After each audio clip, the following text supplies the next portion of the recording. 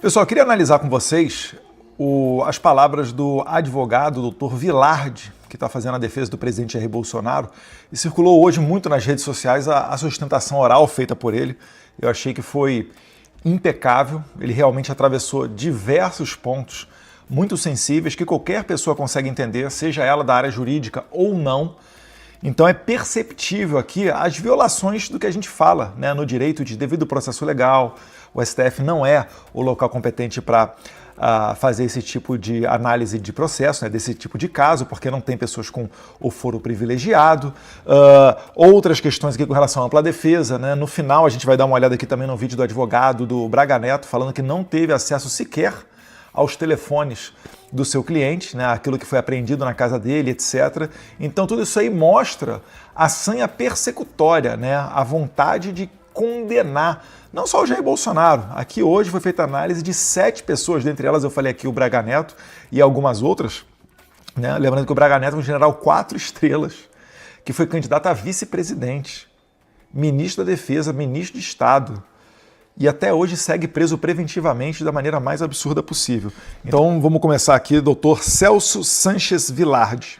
Eu inicio a minha sustentação dizendo que o presidente Jair Bolsonaro foi o presidente mais investigado da história do país. Uma investigação que perdurou por anos. Pagando preço por ser honesto, né? Se tivesse jogado juntinho, né, com o pessoal do sistema, certamente, hoje, a situação dele seria bem diferente. Começa com o objetivo de investigar uma live de 4 de agosto de 2021. Essa live aqui é aquela live que o presidente fez junto com o deputado federal Felipe Barros, que era o relator da PEC do voto impresso, a PEC de 135, de autoria da deputada Bia Kicis. E nessa análise, eles resgatam o inquérito de 2018 que fala das urnas eletrônicas, da invasão hacker, que depois dessa live o Alexandre de Moraes colocou sigilo em cima disso, como se não houvesse interesse público em saber o que estava por dentro, né, os detalhes dessa invasão hacker nos sistemas do TSE, reconhecido pelo próprio TSE, pelo próprio Giuseppe Janino. Essa história vocês já conhecem, o presidente Bolsonaro falou dela várias vezes. Essa sim, muito suspeita, mas como foi o Bolsonaro que foi eleito, talvez enxergaram a possibilidade de dizer que o Bolsonaro fraudou a eleição e anular a eleição. Por isso que investigaram essa fraude. E por isso que não se investiga 2022. Por quê? Porque o Bolsonaro, né, foi derrotado, ao menos oficialmente, e o Lula, que é o queridinho do establishment nesse momento, acabou levando aquela eleição daquele jeito que vocês viram. Em que se autoriza a quebra de uma nuvem do seu ajudante de ordens, Coronel Cid, que hoje é delator, que perdura por meses essa investigação da quebra, com vários objetos diferentes. Num primeiro momento, verificava-se a live, numa investigação determinada pelo TSE. No segundo momento, investigava-se o cartão corporativo, os gastos do presidente e da então primeira-dama. Depois investigou-se até uma questão de emendas, para se chegar numa questão de vacinas. Portanto, não havia um objeto específico.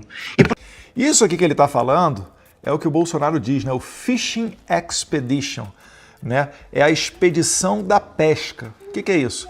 É você selecionar, você pescar, né, daquele artefato probatório de onde é que você vai pinçar para seguir numa ação visando condenar aquela pessoa. Então ele falou aqui de 4 casos e o derradeiro foi o da vacina, né? Na vacina eles conseguiram pegar o Cid, aí dali pegou o celular dele, pegou outras coisas, foi para cima do presidente. Vocês lembram, a primeira operação da Polícia Federal, a Polícia Federal podia perfeitamente ter pedido: presidente, pode me dar o seu cartão de vacina, etc. O presidente teria entregue, né? Celular também, etc. Mas não, resolveram esculachar lá na casa dele e tal. E quando pegaram isso tudo, aí começou a pescaria probatória, o Fishing Expedition, para tentar se construir uma narrativa de que Jair Bolsonaro, Braga Neto e outros teriam alguma relação com o 8 de janeiro, como se o 8 de janeiro também fosse um golpe. Ele vai chegar lá, vai falar que é um crime impossível.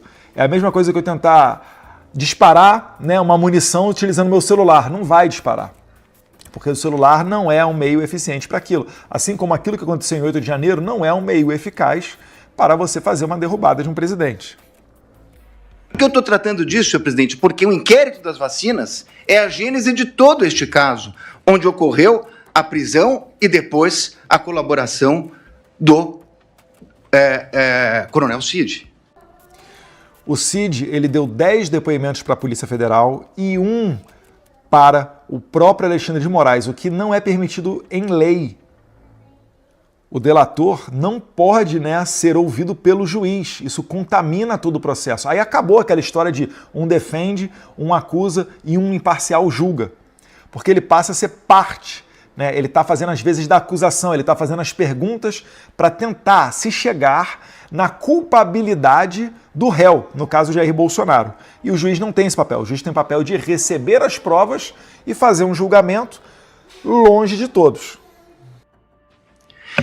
E o que se achou, senhor presidente, depois de tudo isso? Que foram determinadas buscas e apreensões, foi feita a quebra de nuvens, o presidente foi investigado, buscas e apreensões. O que se achou com o presidente? Absolutamente nada. E com todo o respeito e com toda a vênia, ilustre Procurador-Geral da República, eu contesto essa questão do documento achado no do Partido Liberal. Há, inclusive, no meu colega Paulo Bueno, uma ata notarial de que ele enviou para o presidente da República aquele documento. Então, esse documento não foi achado. Com o presidente não se achou absolutamente nada. A partir daí, restava a versão do delator. É importante falar aqui da delação do Cid, porque a delação do Cid é o que sustenta tudo isso.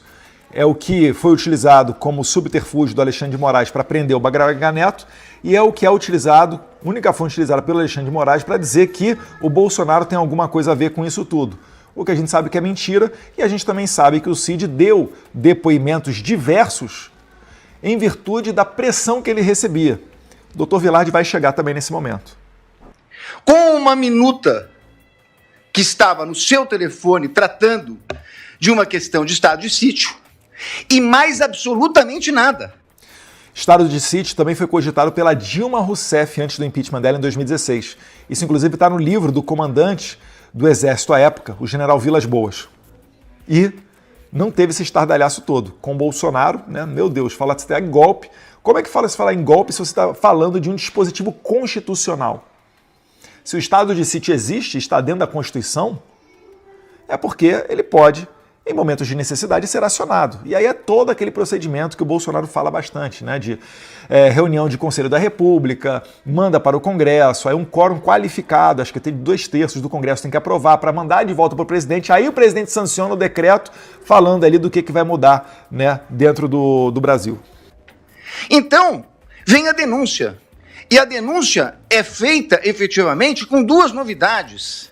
Porque, com o estado de sítio, e baseado na palavra exclusiva do delator, seria difícil a propositura de uma ação penal.